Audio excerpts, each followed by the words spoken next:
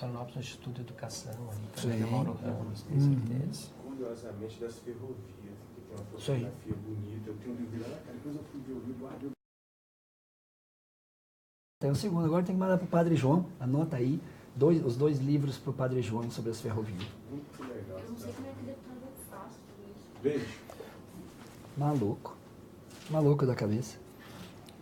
Boa noite, internauta que nos acompanha pelas redes sociais do PT na Câmara, em especial pelo Facebook e pelo Twitter. Temos a satisfação hoje, a honra de receber aqui conosco o deputado federal Pedro Czai, do PT de Santa Catarina. Deputado Pedro Czai, boa noite, bem-vindo aqui ao nosso estúdio para conversar conosco e o senhor pode fazer as suas primeiras considerações aí. Olha, Carlos Leite, eu quero te cumprimentar todos os que nos acompanham nesse momento para fazer um diálogo aberto, democrático, né, transparente sobre os temas centrais que estão movimentando a conjuntura, movimentando esse país. E por isso que hoje eu tive o privilégio de fazer 25 minutos, né, que aqui o sorteio de 25 minutos é coisa rara, e tive o privilégio de coincidir na terça-feira, fazer esse grande expediente que se chama aqui na Câmara, uma oportunidade de trazer um pouco a história, principalmente tendo como tema o golpe dentro da história, processos de Estado democrático de direito e Estado de exceção, medida de exceção ou a não política. Então foi uma boa oportunidade da gente expressar uma visão, uma concepção de sociedade e de política. Você que está nos assistindo pelo Facebook PT na Câmara, convidamos para que você compartilhe essa publicação, faça comentários, curta também essa publicação e nós vamos, na medida do possível, ler aqui e dialogar, você, internauta, com o deputado e conosco. Eu vou aproveitar rapidinho aqui só para mostrar também ao nosso internauta, esse é o jornal PT na Câmara. Toda terça-feira nós temos esse jornal que circula aqui internamente na Câmara dos Deputados, mas nós também publicamos nas nossas redes sociais. E logo, logo nós vamos falar também com o deputado Pedro Czai sobre a caravana Lula, que se iniciou ontem no Rio Grande do Sul e depois segue para Santa Catarina, para o Paraná, e o deputado também vai abordar a agenda dos catarinenses. Ficou bonito aqui. O caminhãozinho aqui, né? O aqui, ônibus né, da caravana, o ônibus da caravana. Olha ali, aqui, ficou linda a imagem aqui, né? Nossos colegas deputados federais do Rio Grande do Sul junto com o Lula, que essa semana a caravana no Rio Grande do Sul. Então nada mais justo do que as carinhas dos nossos companheiros, colegas, grandes lideranças desse país, que são nossos deputados federais do Rio Grande do Sul, que estão acompanhando nosso presidente Lula. A caravana. E você diga também a cidade de onde está nos assistindo aqui, para que nós possamos identificá-lo também e ir fazendo esse diálogo aqui. Mas, deputado Pedro Czai, o senhor hoje fez um discurso contundente na tribuna da Câmara dos Deputados, no Grande Expediente, falando especificamente sobre as três faces do golpe que destituiu a presidenta legítima Dilma Rousseff em 2016. Gostaria, o senhor como professor também, que tem toda uma didática, uma clareza nas ideias, explicasse aqui para o nosso internauta como é que estão se desencadeando estas três fases do golpe. Então, nós tentamos mostrar que nós estamos vivendo, desde 2016, uma situação não de normalidade democrática, não de normalidade das instituições, que aparentemente as instituições estão funcionando. Há medidas de exceção, há um estado de exceção em curso, e em três grandes momentos que eu sintetizei. O primeiro grande golpe foi a roubar, assaltar, retirar, expropriar o voto soberano e popular. Ou seja, retirar o poder do povo e transferir para 300 e poucos deputados, cassar o mandato legítimo de uma presidente da República. E o que é mais grave nisso tudo não é só o romper a democracia, mas o rompimento da democracia e do voto soberano e popular se dá sem crime de responsabilidade. Por isso que ele tem a característica de golpe. Porque se não tem crime de responsabilidade, não tem um impeachment, tem golpe. Então a palavra golpe se consolida nesses últimos 2 anos, configurando esse processo histórico de rompimento da democracia, de rompimento da Constituição, de rompimento da legalidade, produzindo-se o quê? O afastamento de uma presidenta que foi eleita democraticamente. Portanto, não é discussão se quem gosta, quem não gosta da Dilma, quem gostava ou não gostava do governo da presidenta Dilma. Tem que gostar é da democracia. Quem gosta da democracia tem que fazer a crítica radical a esse golpe de 2016. Até porque o discurso era, né, Carlos Leite, para combater a corrupção. Exatamente. E passou-se 2 anos, a Dilma continua imune, continua com idoneidade, com honestidade, com decência, com honradez, que ninguém vai poder mostrar e demonstrar qualquer desvio da conduta da presidenta Dilma. Por outro lado, aqueles que assaltam o Palácio do Planalto são aqueles justamente que estavam envolvidos em vários escândalos de corrupção. Se nós pegar um pequeno histórico, a Dilma demitiu Henrique Eduardo Alves, ministro do Turismo, pegou ele roubando. Demitiu Gedel Vieira, porque ela pegou ele roubando na vice-presidência da Caixa, que demonstrou agora recentemente a prova dos crimes num apartamento com 51 milhões de reais. Pega aí Moreira Franco, pega o Padilha na aviação civil, foram demitidos porque estavam roubando. Ou no Porto de Santos, quando a Dilma demite a diretoria do Porto de Santos, porque o Temer e o Cunha estavam roubando no Porto de Santos. E é essa quadrilha que assaltou o Palácio do Planalto e que se protege comprando deputado na primeira denúncia e na segunda denúncia. Então, acho que ficando claro isso, que o golpe é a democracia, o golpe é o poder soberano do voto popular e o golpe é a destituição de uma presidenta que se faz honestamente, sem crime de responsabilidade, tomando-se de assalto uma quadrilha junto do Palácio do Planalto. Acho que essa é uma primeira característica do golpe brasileiro. A segunda, né, Carlos? O segundo golpe que nós entendemos é a agenda dos derrotados em 4 eleições, se somam com Eduardo Cunha, com Michel Temer, os derrotados pelo voto soberano e popular do povo brasileiro e implantam uma agenda ultra neoliberal, como nenhum país do mundo congela para 20 anos investimento na saúde, num Brasil que o povo está ficando mais velho e precisa mais investimento na saúde, como na educação, que temos 50 milhões de jovens, congelar para 20 anos, retirando possibilidade de expandir universidades públicas, escolas técnicas federais, que o Lula, né, que mais criou universidades públicas, escolas técnicas nesse país, eles rompem com isso, com esse tipo de agenda dos golpistas. A segunda, a privatização, o desmonte. A questão da Petrobras, tem que combater a corrupção sim na Petrobras. Mas aí Sérgio Moro, com esses escândalos todos, vai cada vez mais demonstrando que a questão da Petrobras não era combater a corrupção, era vendê-la, entregá-la para os estrangeiros, o patrimônio, como vão entregar agora a Eletrobras. O pré-sal estão vendendo a preço de banana. Não estão vendendo, estão entregando. O campo de Carcará por 2,5 bilhões de dólares, quando vale 30 bilhões de dólares.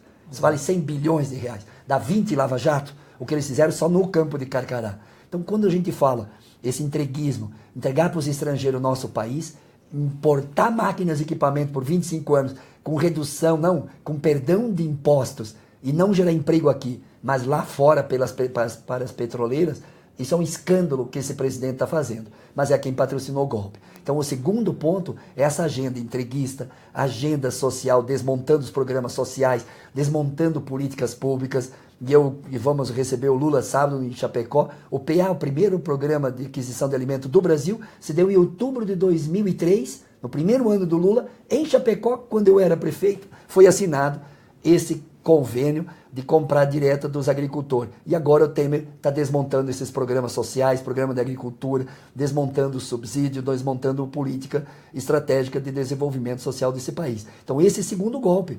Eles deram o golpe a Dilma, deslegitimando a democracia, mas implementando uma agenda que nenhum cidadão sério nesse país votaria nessa agenda de desmonte, como queriam roubar da Previdência, fizeram reforma trabalhista, desmontando o direito dos trabalhadores, voltando quase à escravidão no Brasil com trabalho intermitente. Não fizeram a reforma da Previdência porque o povo se mobilizou, principalmente as mulheres. Parabéns às mulheres, que a mobilização no Brasil derrotou o vampirão do Temer em relação à reforma da Previdência. E sintetiza o terceiro golpe, terceira face do golpe, que está em curso agora, que é tentar impedir a democracia futura. Quer tentar impedir o voto soberano e popular de novo, não recuperando o direito do povo escolher presidente, quando eles querem, de forma criminosa, porque lá aqueles 3 juízes em Porto Alegre, aquilo lá é crime, é um cartel ou é uma organização que tinha já emitido o voto antes de ouvir a própria defesa lá em Porto Alegre, tudo mancomunado, tudo orquestrado, sem crime, sem prova. E não tem prova porque não tem crime, não vão encontrar nunca qualquer prova de responsabilidade do Lula em relação ao apartamento. Mas pior, o Lula não só não tem contrato, escritura, não tem conta de luz, nunca morou lá. Não, mas tem a prova da inocência. Prova da inocência que demonstra que o apartamento agora vai para leilão para a empresa maciça e credora da OAS. Se isso, uma juíza diz que é da OAS o apartamento, não é do Lula. Quer impedir que ele seja candidato a presidente da República. E quem está nos acompanhando, nos assistindo, não precisa discutir eleição agora. Não precisa nem gostar do Lula ou gostar do Lula. Tem que gostar da democracia. Defender a democracia. Defender a democracia. Defender a democracia é defender o direito legítimo do presidente Lula. Até porque a Constituição diz que até trânsito em julgado não pode prender ninguém. E querem o quê? Estão montando uma orquestra para tentar prender o Lula, para impedi-lo de ser candidato a presidente. Porque se não tem crime, não tem prova e não tem crime, e nunca vai ter prova, porque não tem crime, porque ele não seja candidato. E o povo julga. Se o presidente Lula não foi um bom presidente, não tem problema. Não tem problema. Não vote nele. Agora, se o povo reconhecer que o Lula foi um bom presidente para esse país, que mudou a vida de milhões de brasileiros, que o povo vota, que tem o direito de escolher. Retirar o direito do Lula é retirar o direito do povo escolher nas eleições de 2018 o seu próprio futuro, sua própria esperança.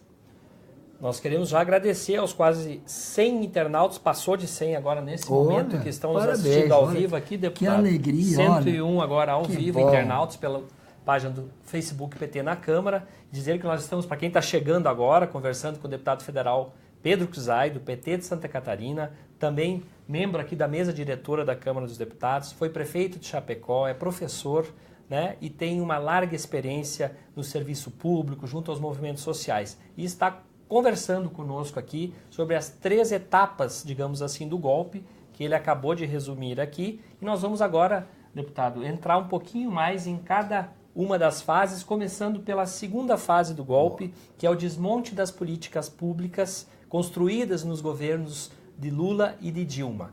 Um exemplo básico para você que está nos assistindo. Os investimentos no Brasil estão congelados por 20 anos. O deputado aqui vai explicar um pouco melhor. Durante 20 anos não teremos mais investimentos e aumento em saúde, educação, segurança, cultura, meio ambiente, em qualquer área do orçamento. Deputado, para aquelas pessoas que ainda eu vejo aqui, um que o outro, que diz que não foi golpe, que não é bem assim e tal. Quer dizer, está claro que o objetivo era cortar investimentos e mudar completamente a configuração. Olha, e acho que é um processo democrático de diálogo. Se não tem crime de responsabilidade, Marco Aurélio Melo, ministro do Supremo, diz: se não há crime de responsabilidade, não tem outra palavra, é golpe. Então mesmo os coxinha, a direita que legitimou, que bateu panela, grande parte deles estão arrependidos e estão fazendo autocrítica. Mas tem alguns que ainda continuam insistindo que não teve golpe no país. Mais de 20, 30 universidades vão fazer curso nas universidades, pela sua autonomia, discutindo a palavra e esse processo histórico como golpe no Brasil, como aconteceu contra Getúlio Vargas, como aconteceu na ditadura militar em 64. São configurações diferentes da não política, da não democracia, que fizeram o Getúlio Vargas se suicidar em nome do combate à corrupção, depois não comprovaram nada depois que ele morreu. Como na década de 60, em nome do combate à corrupção ou à experiência comunista, etc., etc., que tinha que limpar, fizeram o golpe militar. Agora, porque teve 4 eleições e o povo escolheu democraticamente, como é que é possível? Como é que é possível dizer que não teve golpe se ela foi eleita democraticamente e não tem crime de responsabilidade? Então, e o problema é que o golpe ele tem muito mais profundidade do que tirar uma presidente. Foi só golpe à democracia, à Constituição e a uma presidente eleita. Não, o Carlos Leite me pergunta aqui é muito mais profundo. A agenda derrotada democraticamente pelo povo brasileiro se implanta porque teve golpe. Essa é a segunda razão do golpe. Porque justamente teve golpe sem legitimidade que permite o Michel Temer fazer esta agenda reacionária, conservadora, de retrocesso, de retirada de direito. E congelando para 20 anos. Investimento em saúde, educação, assistência social, previdência, nenhum estado do mundo, nenhum país do mundo ousa fazer isso. Então, Então estamos fazendo escola do ultra-neoliberalismo aqui no Brasil para não investir na área pública. Mas você que está assistindo, todos os que estão acompanhando e concordam com o golpe, mas os que não concordam, vou dar mais um elemento. Ah, não, precisa cuidar dos gastos públicos. Mas a PEC, que virou emenda constitucional 95, é mentira. Congela os gastos primários e discricionários. Mas é mentira que congela os gastos públicos. Congela os gastos públicos nestas áreas. Saúde, educação, assistência social, subsídio para habitação, subsídio para o agricultor familiar, do Pronaf, etc. Isso congela. Mas libera os gastos financeiros. Para pagar banqueiro, está liberado.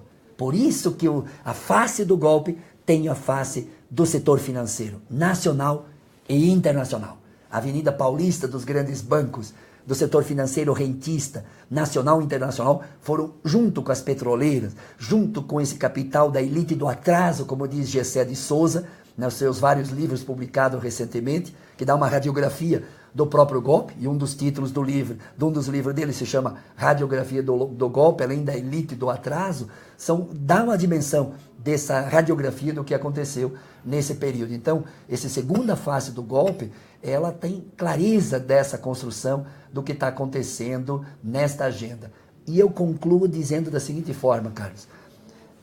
O Temer, o Cunha, Sérgio Moro, juízes, ou promotores, ou policiais federais que participam dessas operações todas, ou o parlamento aqui, é quase bonecos de teatro de marionete, né? Quando você tem as marionetes, então o Cunha está aqui, o Temer está aqui, esses vão para o lixo da história, porque quem patrocinou, quem movimenta as marionetes, quem movimenta esses bonecos, chamado Cunha, chamado Temer, chamado esse, chamado aquele, o Aécio mesmo, né? Que sabotou e não aceitou a derrota eleitoral e por isso que rompe com a democracia quando ele não aceita a própria derrota, e em democracia tu aceita a vitória ou a derrota, e quando perde tem que aceitar. Ele não teve a capacidade e a hombridade democrática de aceitar. As marionetes estão sendo movimentadas pelo grande capital da elite brasileira, a elite financeira, os grandes petroleiras nacionais e internacionais, empresas que agora vão comprar a Eletrobras. Pode ser até a China, pode ser os europeus, pode ser os americanos, inclusive estatais. As estatais chinesas estão comprando as hidrelétricas nossas aqui. As estatais. Então, o ultra-neoliberalismo quer fazer negócio. Nem quer dizer que o poder público é incompetente e o poder privado é competente. Não, isso aí é o tempo do neoliberalismo da década de 90. Agora não. Agora é fazer negócio, entregar o patrimônio que é do povo brasileiro sem respeitar o povo brasileiro. Isso também não se chama golpe. Isso se chama golpe também. Nós estamos aqui ao vivo com o deputado federal Pedro Kizai, do PT de Santa Catarina. A nossa audiência está aumentando, acima de 100 pessoas assistindo ao vivo aqui. Tem um botãozinho aqui que é o compartilhar aqui, ó. Você que está assistindo, entra aqui, puf, compartilha essa publicação, porque esta é a nossa comunicação. É a partir daqui que nós vamos fazer o contraponto à mídia comercial, à mídia hegemônica, né, que procura manipular e muitas vezes não passa aquela informação que nós temos o privilégio aqui de ter essa aula agora sobre o golpe que foi aplicado não no PT, não na Dilma. O golpe foi sobre a democracia, sobre o povo brasileiro, sobre todos nós que somos vítimas hoje do corte nos investimentos públicos. Mas nós vamos agora, deputado, falar um pouquinho também sobre a terceira fase, terceira etapa do golpe, que é a perseguição implacável e injusta contra o melhor presidente da história que o Brasil já teve até hoje. Lula está no Rio Grande do Sul, começou a caravana ontem em Bagé, hoje passou por Santa Maria e amanhã dirige-se a São Vicente e São Borja. Depois segue também em mais alguns municípios no estado, até chegar em Santa Catarina. Por que esta injustiça cruel com o nosso presidente Lula, deputado Pedro Kizai? Olha, Carlos Leite, eu acho que esse é um momento histórico que nós estamos vivendo. E dependendo da nossa resistência, da nossa mobilização, da nossa reação, vai permitir o Lula e o Brasil ter um futuro. Ou o Brasil vai ter outro futuro. Por isso que é uma encruzilhada histórica que nós estamos vivendo e por isso que a participação da sociedade brasileira na reafirmação da democracia é tão importante nesse momento. A omissão, o silêncio não cabe para ninguém nesse momento. Segundo lugar, essa perseguição e a injustiça por quê? Vamos lá, vamos pegar alguns atores do golpe. Isso. Do golpe. Eduardo Cunha, onde está? Que era o bambambam aqui, que todo mundo elogiava o homem. Está lá na cadeia. Onde é que está Écio Neves? O Écio Neves se esfarelou. Onde é que está o Serra? Se esfarelou. Onde é que está o Alckmin? Cambaleando e levando crítica dos próprios correligionários seus. Onde é que está o Temer? Sim, está balançando no poder, com 2 denúncias, se salvou porque comprou deputados aqui na Câmara dos Deputados. Qual é a aceitação que ele tem? Qual é a agenda que ele está propondo para esse país? Não é por nada que o próprio Carnaval construiu a imagem do vampirão, porque ele está desmontando esse país chamado Brasil. Então, onde é que estão os caras? Porque daí o centro-direita, essa direita, não tem alternativa nesse momento histórico democrático, e aí o quê? Essa elite reage de novo, impedindo o Lula participar e continuar na vida pública, na vida política. Portanto, não tem nada a ver com um debate de corrupção em relação ao Lula, porque isso está mais comprovado. Qualquer um aluno do primeiro período de direito vai perceber, lendo o processo, que não tem qualquer imputação de responsabilidade ao Lula, em prova nenhuma, em crime nenhum sobre o apartamento. Então o povo brasileiro sabe, todo mundo sabe, qualquer um, independente se gosta ou não do Lula, sabe. O problema é que todos, por questão de ódio, de intolerância e de não aceitar a democracia, e não aceitar o povo brasileiro ter o direito de escolher. O que está em jogo, Carlos Leite, é querer retirar de novo o direito do povo escolher. Porque o povo brasileiro, sabe por quê? O povo brasileiro foi generoso e escolheu 4 vezes. Lula, reelegeu Lula, escolheu Dilma, reelegeu Dilma. E quer escolher a 5ª vez esse projeto político, que inclui, que cria universidade pública, que cria bolsa de estudo, que cria ProUni ou FIES, que cria programa Minha Casa Minha Vida, que cria PRONAF, mas o mais alimento, 3 anos de carência e 10 anos para pagar, cria emprego aos milhões. Quando chegamos em novembro de 2014, a elite brasileira não suporta, porque estávamos em pleno emprego e os trabalhadores estavam melhorando de salário, salário mínimo, salário acima de salário mínimo, aposentadoria aumentando 70% acima da inflação, educação para a juventude, crescendo, creche até a universidade. É esse Brasil que está sendo rompido com a democracia e não querem que o Lula seja candidato a presidente, porque o povo quer escolher o Lula pela 5ª vez esse projeto. E essa direita reacionária, entreguista, privatista, não consegue construir alternativa. Porque nenhum, em sã consciência, agricultor, trabalhador ou classe média, vai votar num projeto que está retirando sua esperança, o seu futuro, de si, dos seus filhos. O que está em jogo, e essa injustiça contra o Lula, não é contra o Lula, não. Não é só contra a democracia, não. É contra o futuro desse país chamado nação. É contra esse Brasil que quer se transformar num grande país desenvolvido que dê orgulho de ser brasileiro. Não, esse Temer, com sua quadrilha organizada, está desmontando esse país que poderia se transformar em nação. Nós já tínhamos BRICS, nós estávamos exportando para o mundo inteiro, nós estávamos gerando oportunidade junto da América do Sul, junto da Europa, junto dos Estados Unidos, com todo mundo, fazendo desse Brasil produzir ciência, tecnologia, conhecimento, né? E ao mesmo tempo tendo autonomia, soberania e independência. Estamos voltando a ser colônia, porque não me diga que vender o pré-sal, vender a Petrobras, importar as máquinas e equipamentos durante 25 anos, não produzir máquina e equipamento aqui para gerar emprego, e não cobrar imposto sobre renda, e imposto sobre contribuição sobre o lucro líquido, que vai dar R$1 trilhão, que o Brasil vai deixar de cobrar das petroleiras, me dizer que isso é sério, esse país inventa outra, conte outra. Por isso que a injustiça contra o Lula é injustiça contra a sociedade brasileira, a democracia e o futuro. Por isso, vamos reagir, vamos resistir. Não vamos pôr a mão no Lula, não. Nós vamos resistir, nós vamos reagir em nome da justiça. Quem é pai, quem é mãe que está nos assistindo? Se disserem que estão cometendo uma injustiça contra o teu filho, disseram lá na escola que teu filho roubou os livros dos colegas, e você sabe que o teu filho é honesto e decente e honrado, tu vai lutar toda a tua vida para mostrar a honradez do teu sobrenome, da tua vida. É disso que nós estamos falando. Nós estamos falando de honra. Quando o Lula, que a Lava Jato ajudou a matar sua mulher, porque essa perseguição e condução que fizeram com o nosso presidente Lula, a mulher dele faleceu, morreu resistência e luta. Mas quando o Lula diz, pela minha bisneta e pela minha mãe, a honra, caráter, decência, eu aprendi na família, eu aprendi em casa. E quem veio do Nordeste, pobre, se fez líder sindical, o maior líder sindical da América Latina, e hoje o maior líder popular da América Latina, com toda essa perseguição, podem ter certeza que essa injustiça nós não vamos aceitar. Não é porque estamos fazendo debate político, disputa política aqui, não. Nós temos que defender quem quer que seja a decência e a justiça. O que estão fazendo com Lula é uma indecência, é um crime contra um homem que transformou a vida de tantos brasileiros nesse país e também no meu estado, como Santa Catarina, que depois de 50 anos criou a Universidade Federal da Fronteira Sul e tantas escolas técnicas e tantos programas decentes que honram a gente.